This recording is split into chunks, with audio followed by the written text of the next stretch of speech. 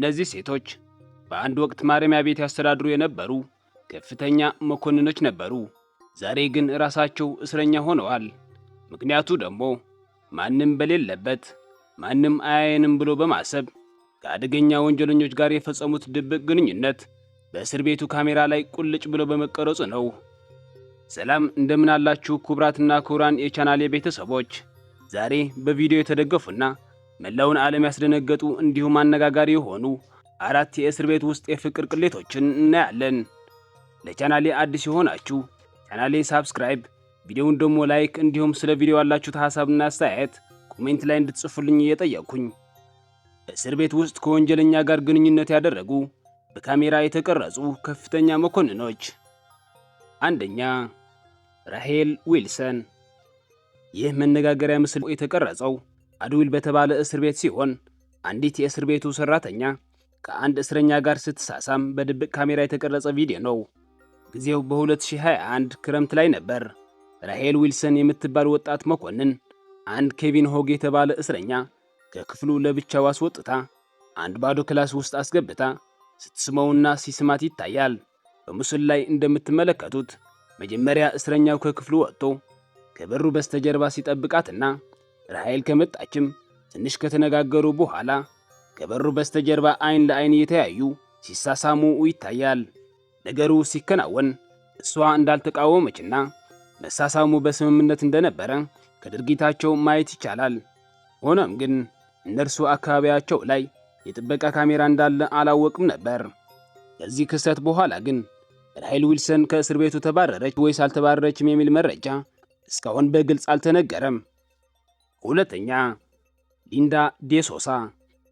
ይሄ የቪዲዮ ቅጂ ደግሞ በጊዜው እንደነ ቢቢሲ ያሉ አንጋፋ ሚዲያዎች ሳይቀሩ በጣም በርካታ ሰዎችን የተቀባበሉት የ5 ደቂቃ እጅግ አስገራሚና እጅ በአፍ ያስጫነ ክስተት ሲሆን ድርጊቱ ያጋጠመውም በ2024 አንድ በእንግሊዝ የሚገኝ ወንድስወርዝ በተባለ ትልቅ እስር ቤት አንዲት የ31 ዕድሜዋ ሊንዳ ካትሪን ሊንተን ዋይሪክ ከተባለ ወንጀለኛ ማለትም እስረኛ ጋር የደንብ ልብሷ እንደለበሰች በአንድ ባዶ ክፍል ውስጥ ወሲብ ስትፈጽም በድብቅ የተቀረጸ ቪዲዮ ነበር። የዚህኛው ከሌሎቹ ቅጂዎች የሚለየው ደግሞ ቪዲዮውን የተቀረጸው ራሱ እስረኛው በያዘው ድብቅ ስልክ ሲሆን ሊንዳ በጊዜው ባለትዳርና የ7 ዓመት ልጅ ያላት ተጫዋችና ቀለል ያለች ሴት ነበረች። ሰውየው ይህ አድርጎ ሳይበቃው ድርጊቱ ሲከናወን የቀረጸው ይሄ ቪዲዮ በተለያዩ መገናኛ ብዙሃን ላይ መለጠፍ ጀመረ። ይህን የተመለከተች ሊንዳ ከድርጊቱ በኋላ ራሷን በኢንስታግራም ገጿ ላይ ለማረሚያ ቤቱና ለሕዝቡ የይቅርታ ቪዲዮ ብትሰራም ፍርድ ቤቱ ግን ነገሩ ቀድሞ ስለደረሰበት ለ1 ዓመት ከ4 ወር እስር ቤት ውስጥ እንድትቆይ ፈርዶባታል። ሶስተኛ፣ ላይንዲ ግሬቭስ። ይህ ክስተት ያጋጠመው በእንግሊዝ በሚገኝ አደገኛ ወንጀል የፈጸሙ ሰዎች የሚታሰሩበት ቦታ ሲሆን ይቺ በምስሉ ላይ የምትመለከቷት ሴት የእስር ቤቱ ሰራተኛ ስትሆን ከአንድ ወንጀለኛ ጋር በፍቅር በመውደቋ ምክንያት ግንኙነታቸው መጀመሪያ በደብዳቤ ከዛ አልፎም ወደ ሌላ ግንኙነት ተሸጋገረ። አንድ ምሽት ላይ ሌሎች ጠባቂዎች አለመኖራቸውን አረጋግጣ የእስረኛው ክፍል ቁልፍ በመጠቀም ወደ እስረኛው ጨለማ ክፍል ውስጥ ትገባለች። እዚያ ውስጥ ከአንደኛው እስረኛ ጋር ለማመን የሚከብድ አሳፋሪ ነገር መፈጸም ጀመረች። ነገር ግን እሷ የረሳችው አንድ ትልቅ ነገር ነበር። የእስር ቤቱ የደህንነት ካሜራ ማለትም ሲሲቲቪ በጨለማው ውስጥ ሆኖ ሁሉንም ነገር እየቀረጸ መሆኑን።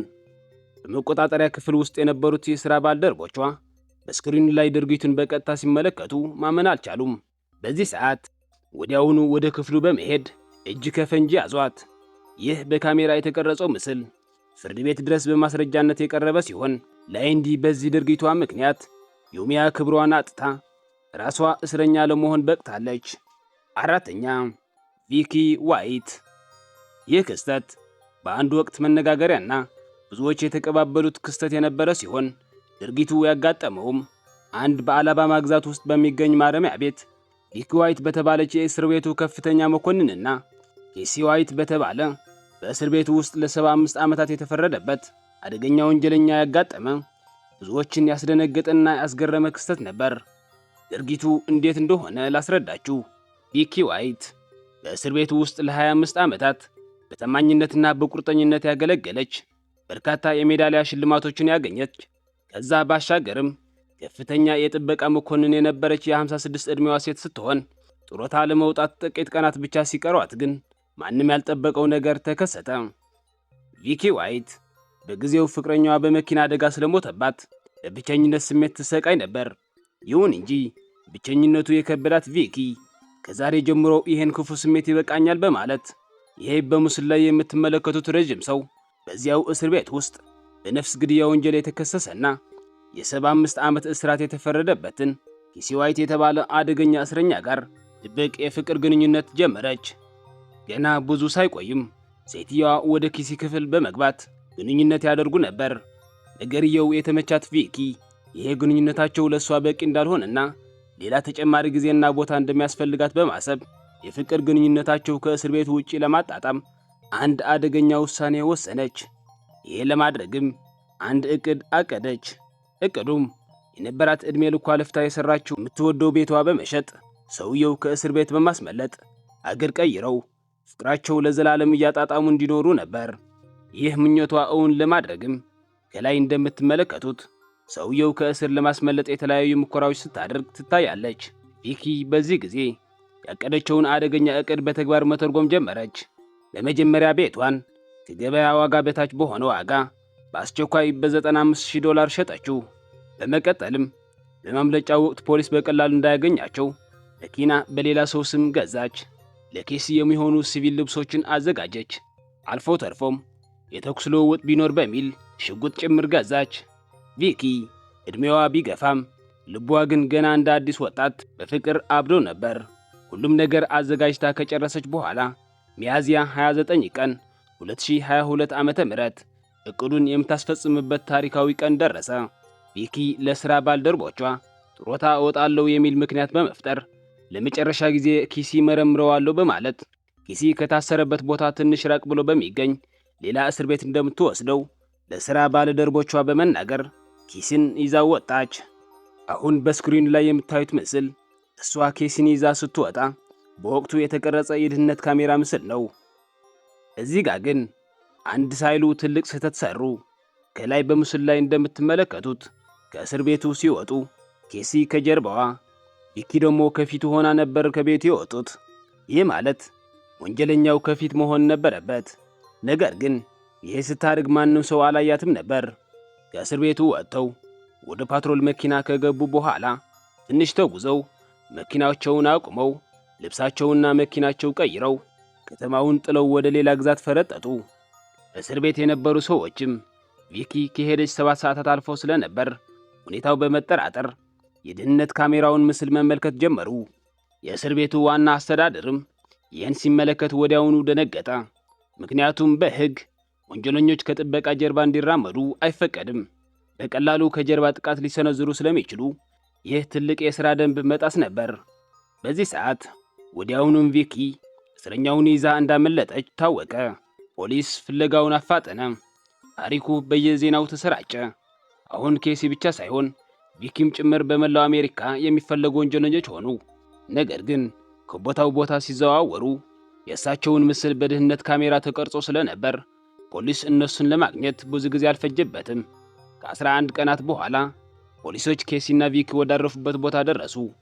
በዚህ ሰዓት ሰዎቹ መኪናቸውን ይዘው ከፖሊስ እግሬ አውጭኝ ብለው ለማምለጥ ቢሞክርም ፖሊሶች ባደረጉት ከፍተኛ ክትትል ብዙ ሳይቆዩ ሊያዙ ችለዋል። ነገር ግን በዚያ ጊዜ ቪኪ አንድ አደገኛ ውሳኔ ወሰነች። በአንድ ወቅት በክብርና በኩራት አስተዳድረው ወደ ነበረው እስር ቤት እንደ እስረኛ ሆና መመለስ ትልቅ ውርደት ስለሆነባት አስቀድማ በያዘችው ሽጉጥ ራሷ ላይ ተኩሳ ሕይወቷን አጠፋች። ኬሲ ግን በፖሊስ ተይዞ ወደ ነበረበት እስር ቤት ተመለሰ። ቪኪ ግን ሕይወቷን በ11 ቀን ውስጥ አፈራረሰችው። የዛሬው ቪዲዮአችን 4 ማረሚያ ቤቶችን ውስጥ የተፈጸሙትን ታላላቅ የፍቅር ቅሌቶችን ያስጎበኘን በዚህ መልኩ ነበር። የቪዲዮ ከወደዳችሁት ላይክ፣ እንዲሁም ለምትወዱ ሰው ሼር ማድረጋችሁን አትርሱ። እንደነዚህ አይነት ሁሌም አዳዲስና ሳቢ የሆኑ እውነተኛ ታሪኮች በፍጥነት እንዲደርሷችሁ ደግሞ ቻናሌን ሳብስክራይብ በማድረግ የደወል ምልክቷን መጫን አትዘንጉ። ስላዳመጣችሁኝ ከልብ አመሰግናለሁ። በቀጣይ ቪዲዮ በሌላ አሪፍ ታሪክ እስከምንገናኝ ድረስ ሰላም ጤናና ፍቅር ለእናንተ ይሁን።